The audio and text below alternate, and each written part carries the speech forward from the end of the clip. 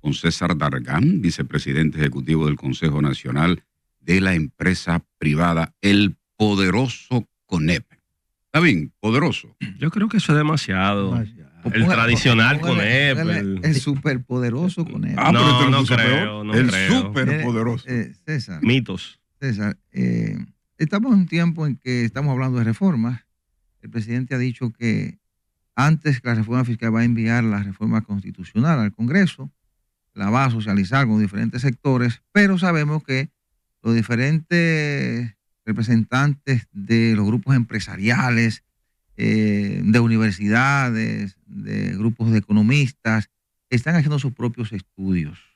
¿Por dónde anda la investigación del CONEP en torno a la reforma fiscal que necesita la República Dominicana? No solo la que quiere el gobierno, sino la que necesita la República Dominicana. ¿Y qué tan preparados estaban ustedes para que cuando llegue el momento sentarse a dialogar con el gobierno y decirle, bueno, ustedes están pidiendo esto, pero nosotros entendemos que esto es lo que conviene a la República Dominicana? ¿Qué sé yo?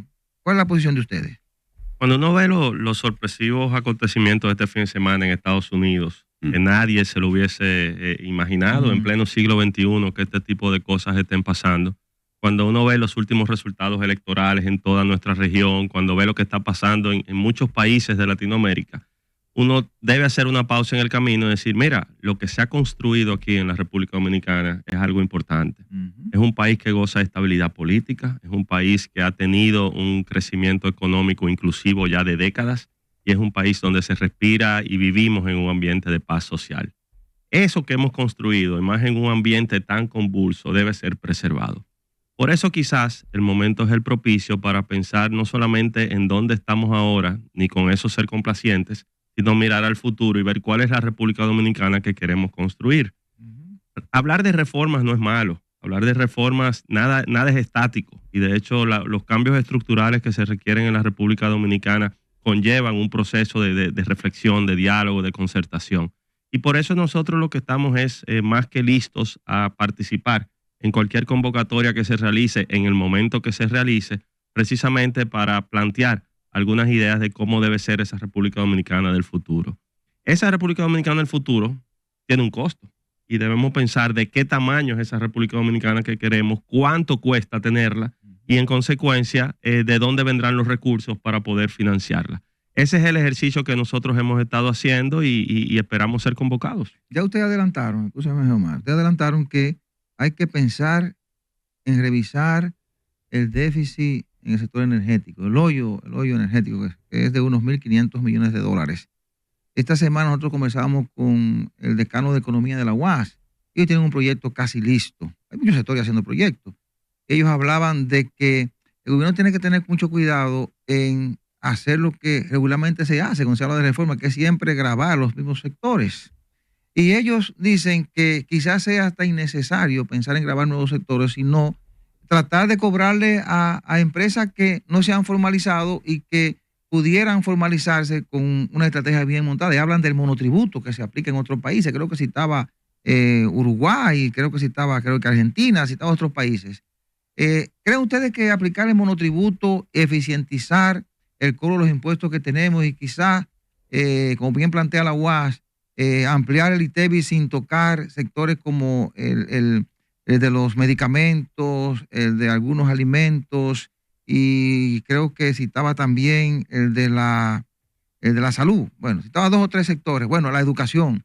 ¿Creen ustedes que con eso se pudiera resolver sin la necesidad de tocar a sectores como la clase media y algunos sectores productivos que siempre miramos hacia ellos para buscar los ingresos que necesita el Estado? ¿Pudiera salvarse la situación sin que sea una reforma tan amplia? Yo creo que cuando se produzca la convocatoria será interesante el diálogo por la cantidad de aproximaciones y estudios, ideas que se están planteando. Vámonos a cosas objetivas. Si nosotros vemos la República Dominicana del año 2024 y vemos el presupuesto de la Nación presentado y que entró en vigencia a partir de enero de este año, se proyectaba que los gastos que se tendrían que hacer rondan un 19% de nuestro Producto Interno Bruto. Sin embargo, los ingresos proyectados rondan un 16% de nuestro Producto Interno Bruto. Es un déficit. Entonces, sin nosotros ponerle un dedo a nada, ya estamos empezando el año con un déficit de un 3% de nuestro Producto Interno Bruto. Cuando vemos con más detalle ese presupuesto, nos damos cuenta de que 5 partidas se llevan el 85% del presupuesto. Esto quiere decir que entre educación, los subsidios sociales, el sector salud, el interés de la deuda y el subsidio al sector eléctrico, se fue el 85% del presupuesto. ¿Y qué ha ocurrido en este país? Bueno, después de la pandemia, el gasto corriente ha aumentado de manera importante y el gasto de capital se ha reducido. Entonces eso hace que el gobierno tenga menos recursos para hacer obras e infraestructura. Sin embargo, los ingresos, ese que yo decía que era 16% de nuestro Producto Interno Bruto, el 93% son los impuestos, que son los más seguros, los otros son variables en el tiempo. Por eso cualquier discusión tiene que tener en cuenta, y de ahí en adelante entonces ya vendrían las proyecciones, las interpretaciones. Esa es la realidad. Eso que yo acabo de decir son los números tal cual. ¿Qué sucede? Cuando nosotros nos ponemos a ver el tema del gasto, nos damos cuenta de que, y pongo un solo ejemplo, el sector eléctrico. Hace unos días el CONEP celebró su aniversario y yo me puse a buscar algunos papeles viejos y me encontré con una presentación del año 2004. Recordemos ese momento, la transición del presidente Mejía al presidente Fernández, acababa de pasar la crisis de los bancos y los problemas estructurales eran prácticamente los mismos que tenemos ahora. La diferencia es que los números se han multiplicado y triplicado. El sector eléctrico en aquel momento arrojaba pérdidas de 500 millones de dólares. Hoy esas pérdidas se proyectan en 1.500 millones de dólares. Pero el presupuesto de ese año era casi la mitad de que es hoy. Sí, sin embargo, por no tomar las medidas en el tiempo que hemos tenido que tomar, estos problemas se han agravado. Me voy a algo más fresco. Entre enero y abril del año pasado, las pérdidas de las distribuidoras eran 394 millones de dólares. Enero y abril de este año son 524 millones de dólares. Si nosotros entendemos que posiblemente el verano, con el calor, el consumo de energía, aumentan las pérdidas, posiblemente nos colocaríamos en 2.000 millones de dólares al finalizar este año. Wow. El sector eléctrico por sí solo es una reforma. Sin embargo, no serían recursos que entrarían de manera inmediata al gobierno para poder disponer y realizar las obras que tiene que realizar. Pero es imposible tener esta discusión de manera separada. Por eso hemos planteado de que el momento es propicio para discutir y concertar un verdadero pacto de nación, no solamente viendo el aspecto tributario de las recaudaciones del Estado, cuánto yo pago mucho, pago poco, no, sino en qué es que lo estoy gastando y cuánto yo necesito para poder mantener ese país que nosotros queremos. Nosotros hemos dado grandes saltos en muchos órdenes de la vida. Desde fuera a veces nos ven esa luminosidad. Dicen que nos acompaña desde la creación misma de la República un pesimismo y tenemos hasta autores, libros sobre todas esas cosas. Pero la realidad dice que hemos producido cambios importantes, hemos generado grandes riquezas, que no esté bien distribuida. El modelo económico ha dado resultados. Como dijo recientemente, hace un tiempo no tan lejano, el gobernador del Banco Central, Héctor Valdés Albizu, el modelo económico ha funcionado. Lo que debemos revisar es quizás la forma en que se distribuye la riqueza, mejores salarios, que funcionen los servicios, que el que paga impuestos vea los resultados, que usted se detenga en un semáforo en rojo y ve cómo se van en rojo los motoristas y otros conductores de vehículos, porque no hay una autoridad. El Estado ha perdido, digo yo, eso que es fundamental, el concepto del monopolio de la fuerza. Esto es que un Estado responsable de gestionar en un territorio determinado, República Dominicana, digamos, que haya orden, que lo que está en la Constitución y en las demás leyes se cumpla. Pero eso pasa en el que evade impuestos. Tú vas a un restaurante, te llevas una comida y te dicen que no te pueden dar comprobante fiscal, pero te ponen el 18% del ITEVI. Y tú dices, ¿pero dónde está? No, es que no podemos, que ya le estamos bajando el 10% de impuestos. No, eso sí yo me siento para los mozos. Pero hay trucos, hay elusión, hay muchísimas cosas que pasan.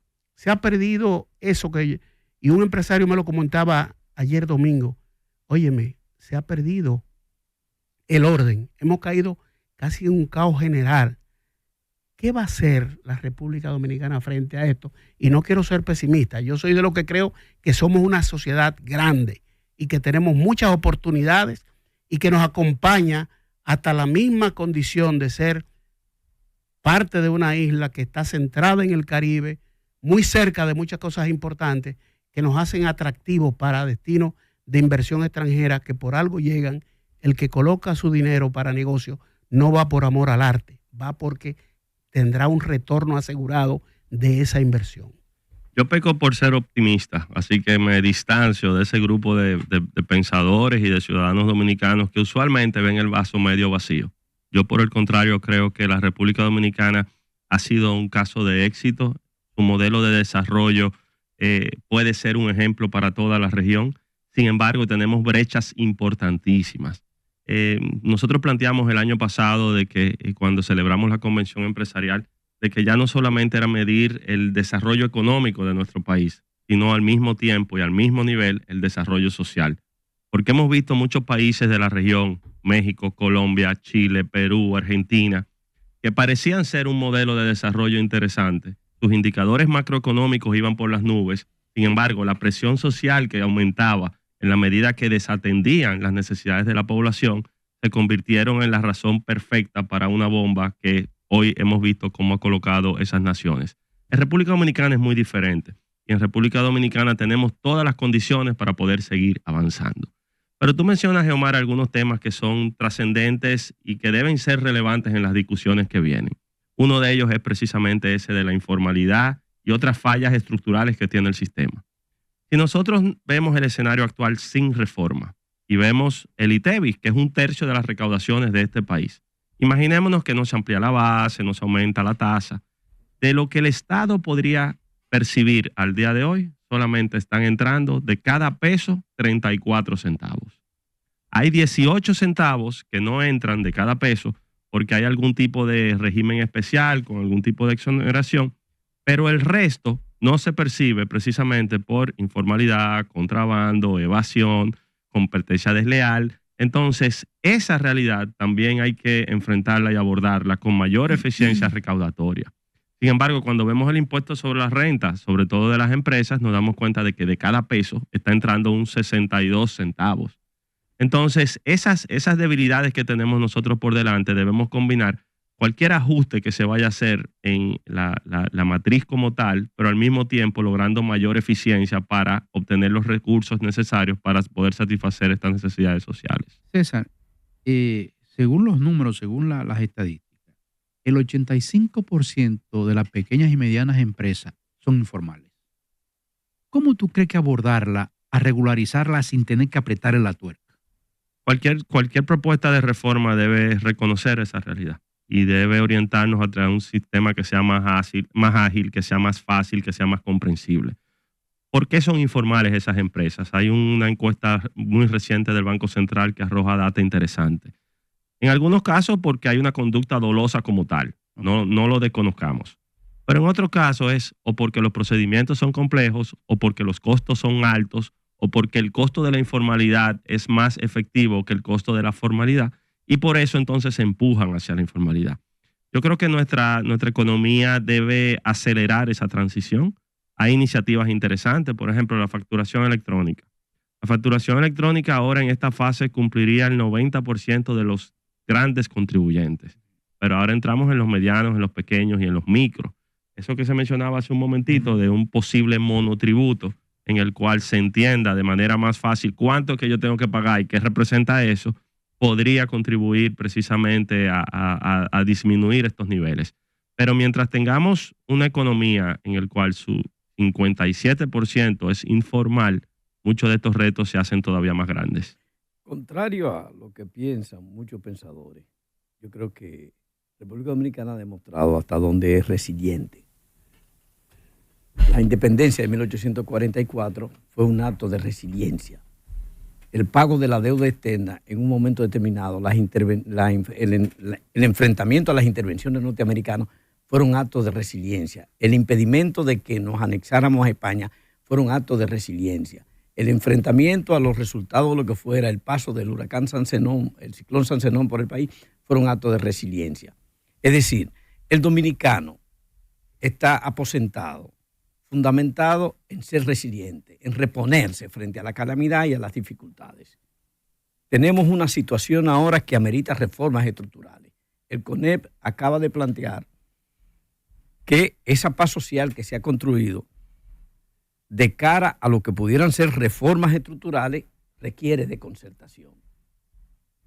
Ahora, el CONEP, ¿qué está dispuesto a sacrificar por esas reformas estructurales sobre la base de la paz social, entendiendo que el CONEP es parte de los evasores? Cuando digo que es parte de los evasores, no digo el CONEP como institución, sino de su componente en la evasión fiscal. Hay industriales, empresarios, industriales, zona franquero, comerciantes. Muchos de esos que evaden el pago de impuestos son parte del CONEP. Pero también el CONEP es productor de riquezas que convienen al desarrollo y al país. Aporta. No solo se le puede hablar de lo que tiene que ver con la evasión, sino también hay que verlo como lo otro, que es uno de los que más aporta y ha aportado, no solo en términos de riqueza, sino también en el sentido de la institucionalidad del país. Ha estado en primera fila en pro de la institucionalidad del país. Eso también hay que reconocérselo al CONEP.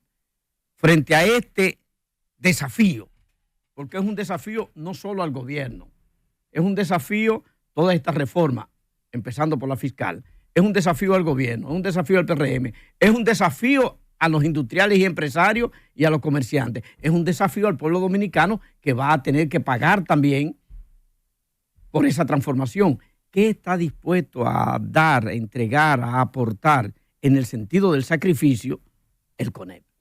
Yo escuché con atención el planteamiento porque quería ver dónde íbamos a terminar. Y lo primero que debo hacer es aclarar y que quede bastante claro de que el CONEP ni defiende, ni encubre, ni promueve evasión, ni ninguna modalidad de comercio ilícito. El CONEP al día de hoy está conformado por 68 empresas, 78 asociaciones que representan a su vez 60,000 empresas de este país.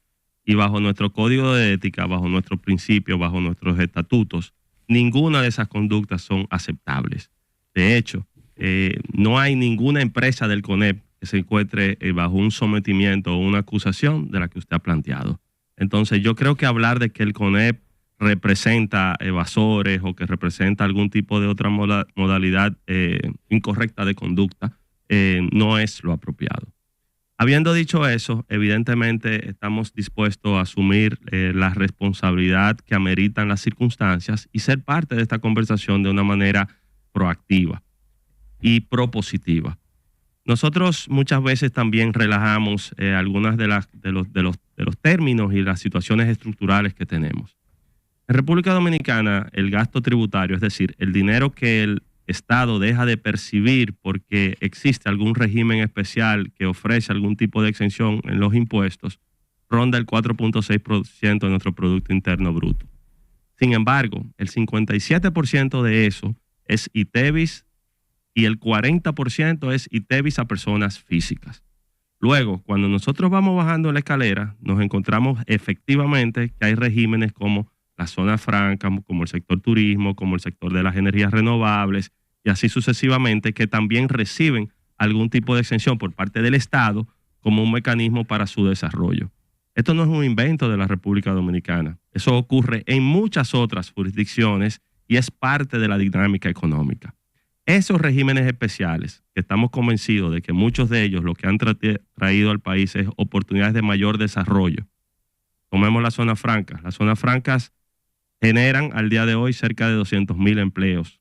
Generan al día de hoy alrededor del 60% de las exportaciones de este país. Se han diversificado y han evolucionado de textiles y calzados a hoy ser productores con mayor valor agregado en nuestra oferta exportable.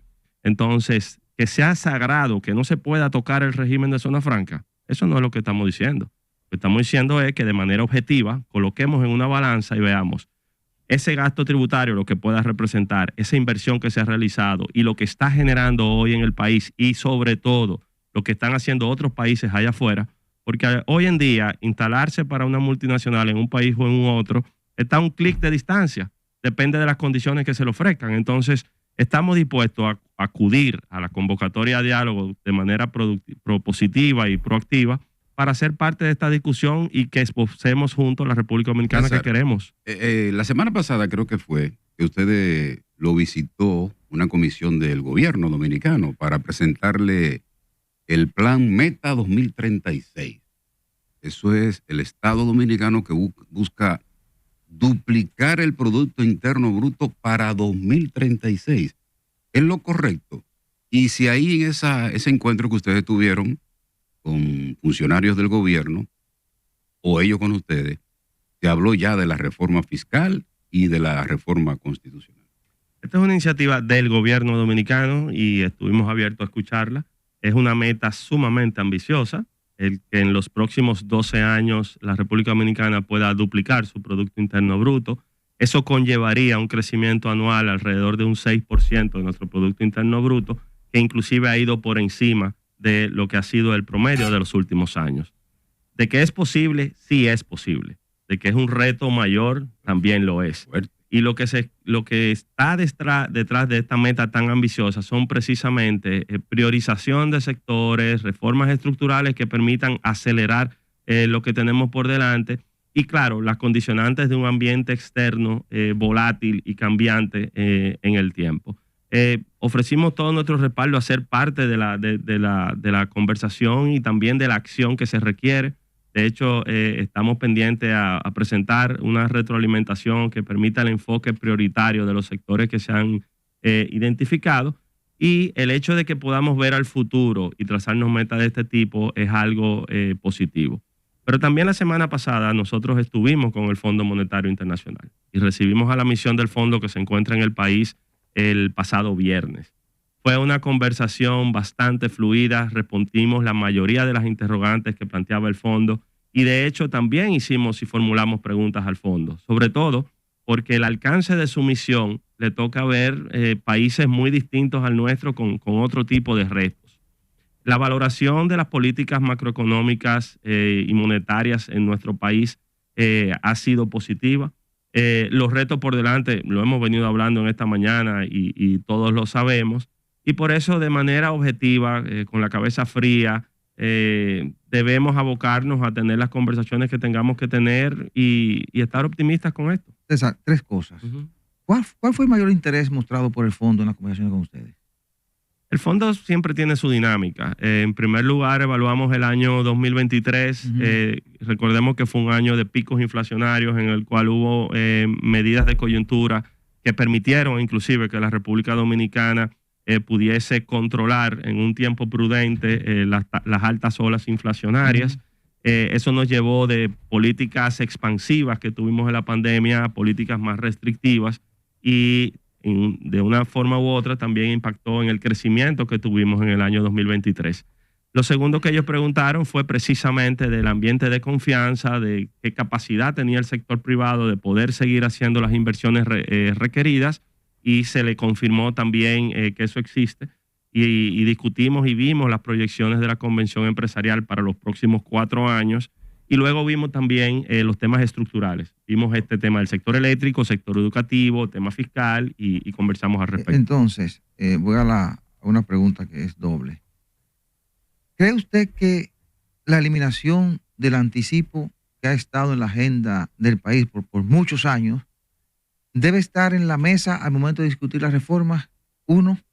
Y lo otro es, Antonio Siriaco, de la Facultad de Economía de la UAS, decía, y lo cito porque ellos tienen un proyecto ya elaborado y dicen que lo van a presentar, dice que la mayor evasión se da en el impuesto sobre la renta y que una fórmula que pudiera ayudar a reducir los niveles de evasión sería cambiar la forma en que se calcula el impuesto sobre la renta. Usted lo conoce más que yo, porque lo que se hace es que te reconocen los gastos y esas diferencias, que supuestamente son tus ganancias, en función de eso te cobran el impuesto sobre la renta, que es un 27%. Él dice, bueno, se pudiera hacer un cálculo de que los mismos que tú estás pagando por el 27% que te calculas, te pudiera cobrar por el por la cantidad que tú has devengado, por la cantidad que has vendido. Yo le decía, bueno, pero sería como penalizarte. Dice, no, es que en lugar de cobrarte el 27 por esa diferencia, te cobramos los mismos que tú vas a pagar por ese 27, pero en función de todas tus ventas. ¿Cree usted que sería una fórmula viable esa? Yo creo que la primera respuesta aplica a ambas, y es que todos los temas que tengan que ver con la fiscalidad en nuestro país y los aspectos tributarios deben ser parte de la conversación de manera integral. Si no, nos daremos cuenta de que este muñeco, si le quitas por un lado, se te desarma por el otro. El tema, por ejemplo, del anticipo fue una medida de coyuntura. El anticipo no estaba llamado a permanecer y en el tiempo ha generado un efecto adverso, sobre todo en micros y pequeñas empresas. Sí.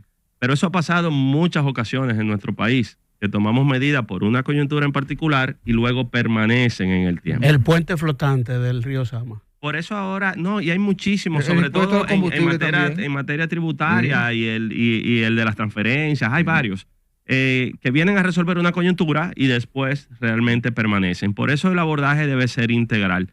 En cuanto al impuesto sobre la renta, igual, o sea, debemos prever no generar los mismos efectos adversos. ¿Pero usted está conforme con esa fórmula de calcular el impuesto sobre la renta? No conozco la del profesor Siriaco. ¿Cómo se calcula? ¿Usted está conforme cómo se calcula el impuesto sobre la renta? Bueno, nosotros tenemos ahora mismo, nuestra tasa no es la más baja, tampoco es la más alta, pero estamos por encima de la media de la región. Es decir, aquí no se paga poco. La tasa aquí del 27% no es baja. Y cuando vamos a la eficiencia recaudatoria también nos damos cuenta de qué representan los grandes contribuyentes. Ahora bien, lo que hablamos hace un momentico, esta es una mesa de sacrificios, de plantear sobre la mesa qué es lo que se quiere y poder entonces discutir de manera objetiva lo que tenemos por delante. César, con la construcción de la señora Punta Catalina, el sector eléctrico supuestamente está avanzando, tanto así que le deja ganancia al Estado, al gobierno.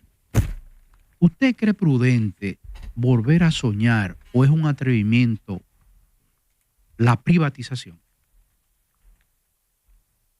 Veámoslo por partes. Vaya directo a la propuesta de Celso.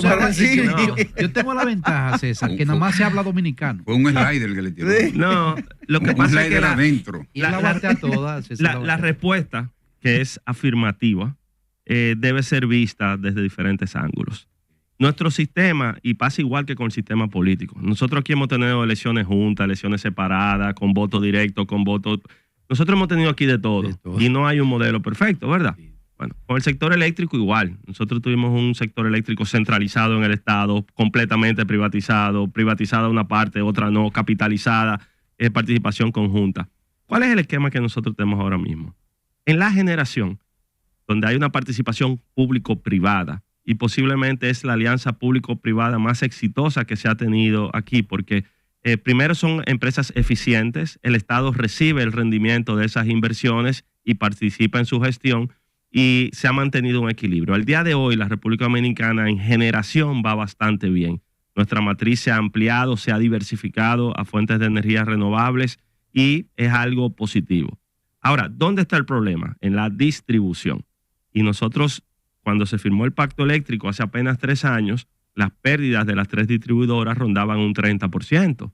Hoy en día, las pérdidas de las distribuidoras rondan un 40%. Entonces hay diferentes cosas. Pudiésemos pensar en algún esquema mixto o híbrido de participación público-privada, eso es algo, pero hay medidas inmediatas más urgentes y necesarias, y es que hay que despolitizar la gestión de las EDES. Nosotros necesitamos gestores eficientes orientados a resultados que puedan recobrar la operatividad y la eficiencia de estas empresas y no generar el hoyo que se está generando. Pero no necesariamente el sector privado tiene que administrarla. No necesariamente. Porque el sector público ha demostrado eficiencia también en muchos ministros, en muchos funcionarios. Sí, lo que sucede con el sector eléctrico y con la gravedad de la situación eléctrica en materia de la distribución es que conllevará una efectiva gestión, al mismo tiempo las inversiones necesarias para poder adecuar la plataforma de distribución que tenemos. Entonces, evaluar la participación público-privada es una opción, pero estoy completamente de acuerdo de que no necesariamente es la única opción.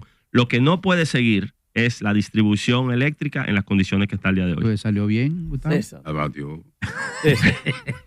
Asumiendo el planteamiento de que la membresía del CONEP no evade, es decir, los empresarios industriales que pertenecen al CONEP, ninguno comete evasión, uno quedaría con la tarea pendiente de determinar quiénes son los que evaden en el país. Pero esa no es la pregunta. La pregunta es la siguiente. Así como le preguntaba, ¿qué aportaría el CONEP como sacrificio? ¿Qué es lo que ustedes entienden que debe aportar el gobierno central como sacrificio frente a esto? Un gobierno que tiene gastos corrientes en demasía, que tiene una empleomanía en demasía. Cuando estamos hablando del Estado. Gasto corriente en sueldos y sobresueldos. Una cuestión descomunal. Descomunal cuando uno lo ve respecto a lo que significa eso como porcentual del Producto Interno Bruto. Que tiene una cantidad de subsidios, solo uno de los cuales, de los 200,000 millones que procura recabar el gobierno con una reforma fiscal, 90,000 se corresponden con el subsidio al sector eléctrico. Entonces, ¿qué ustedes ven de las cosas que tienen que reajustarse, que debería ser el sacrificio del gobierno de cara a una reforma fiscal? Definitivamente poner atención al gasto. El gasto, estamos de acuerdo en que el gobierno tenga mayor capacidad para aumentar su gasto de capital, de que el gobierno pueda hacer obras, inversiones, desarrollo. Sin embargo, que le ponga atención a dónde están los hoyos que tenemos por delante. Sí. Está el tema del sector eléctrico, que creo que ha sido ampliamente conversado en esta mañana. Nosotros vemos oportunidades de mejora y eficientización en el sector educativo y en el marco de esta conversación desde el punto de vista fiscal, porque la otra conversación, una tarea pendiente, es cómo vamos a lograr los niveles de calidad educativa que requiere la República Dominicana y preguntarnos de qué ha servido el que en los últimos 12 años el 26% de nuestros ingresos han estado destinados al sector educativo. Entonces, precisamente parte de las cosas que tenemos que plantear es cómo lograr que el Estado sea tan grande como sea necesario y tan pequeño como sea posible.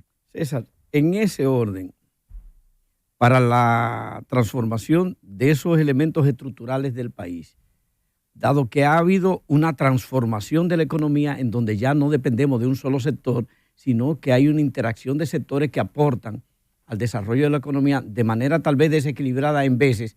Ahora no dependemos solo del turismo, no dependemos solo de zona franca, no dependemos solo de la industria, del empresariado, sino que tenemos aporte en términos de desarrollo de diferentes sectores. Ustedes como CONEP, ¿han elaborado algún plan para el fortalecimiento de sectores económicos de cara al desarrollo, más allá de la reforma fiscal? Sí, y definitivamente el potencial de los distintos sectores no es el mismo. Hay algunos con mayor o menor potencial. Las conclusiones planteadas en la Convención Empresarial precisamente lo que hacen es resaltar la diversificación de nuestra economía y procurar fortalecerlo. ¿Por qué? Nosotros hemos visto otras economías de nuestra región que han puesto los huevos, quizás por razones naturales y otras por razones estratégicas, en una sola canasta. Y cuando falla ese sector, se desploma la economía. Nosotros vemos países de Sudamérica que han crecido a doble dígito su Producto Interno Bruto en momentos en que las materias primas han estado en precios altos, pero al año siguiente caen significativamente. Nosotros hemos visto lo que ha ocurrido en los países de Centroamérica y no hay otra economía de nuestra región que tenga el nivel de diversificación que tiene la nuestra. Y cuando vemos la diversificación por sectores, también vemos cómo han evolucionado. Hablamos hace un momentito de las zonas francas, pero hoy no es lo mismo en el sector servicios, nuestro sistema financiero. Nuestros bancos hoy son más sólidos, más regulados que lo que fueron al momento de la crisis del año 2003. Cuando nosotros vemos nuestro sector industrial, el comercio, la inversión extranjera presente en el país, el potencial del sector minero, el turismo, definitivamente es una economía que promete mucho futuro. César, ¿hasta dónde a ustedes le importa, le interesa y le preocupa que el presidente vaya a hacer un cambio a la Constitución? Han habido dos momentos de cambio históricamente en nuestro país a la Constitución. Muchos cambios a la Constitución, pero en dos circunstancias. Una de ellas es en momentos de crisis, en crisis política, que la salida ha sido precisamente ajustes a la Constitución, y otros han sido a través de procesos de consulta, de concertación, de reflexión en torno a qué se necesita. En el tiempo ha demostrado que el segundo es el que ha tenido mayor efectividad y permanencia en el tiempo. El presidente ha planteado públicamente algunas de las pinceladas de por qué quisiera reformar la Constitución. Sin embargo, la semana pasada ha dicho que presentará con mayor detalle ese proyecto en los próximos días. Evaluemos cuáles son esas prioridades y si las condiciones políticas y la concertación requerida para poder ajustar la Constitución está en el momento indicado y sobre la base de eso avancemos. El planteamiento ha sido, y quizás con esa parte termino, que lo veamos desde una óptica de un pacto de nación. Okay. Cada uno de estos temas se conectan de una forma u otra y poder mantener y mostrarle al mundo lo mejor que tenemos conlleva ese nivel de visión. César, finalmente, ayer Milton Ray Guevara, expresidente de la Corte Constitucional, presidente ad vitam, creo que... El Tribunal Sí. Constitucional. Emitió una nota de prensa con diferentes enfoques, pero me llamó mucho la atención la parte laboral. Recuerde que Milton fue ministro de Trabajo, conoce mucho el código. Ustedes han dedicado horas y horas de conversaciones con el sector sindical, con diferentes sectores, tratando de llegar a algún acuerdo en la revisión del código laboral de la República Dominicana. Sin embargo, hay algunos puntos que han parado esas discusiones y uno de ellos es la cesantía. Decía Milton Ray Guevara que tocar la cesantía sería perder la paz laboral en la República Dominicana. ¿Qué cree usted de ese planteamiento de Milton Ray? Yo creo que un código del año de 1992 aplicado en el año 2024 no tiene sentido. Ese es un código de un país que ya no existe, modalidades de trabajo que ya no existen, niveles de informalidad que se han aumentado, procedimientos que no tienen aplicación. Entonces, la motivación inicial es a modernizar nuestro marco legal en materia laboral. Respeto, admiro y en lo personal quiero muchísimo al doctor Milton Ray Guevara y es de las personas de mayor conocimiento en el tema laboral en nuestro país. Quisiera ver si fue sacado de contexto porque la posición actual del sector empleador no es la eliminación de la cesantía. De hecho, no hay una sola propuesta sobre la mesa. Nosotros, por una parte, hemos planteado precisamente revisar el esquema abierto que tenemos aquí, que no hay otro país en la región que lo tenga de esta forma. En segundo lugar, si no hay vía de avance por veamos si hay un seguro de desempleo, si hay un fondo, cómo es la mejor forma precisamente para que los propios trabajadores reciban y se les respeten sus derechos y la incertidumbre que generan las empresas pueda ser controlada. Estamos completamente abiertos, estamos también optimistas de los avances que se ha tenido en la conversación, pero hay temas que tienen que ser abordados.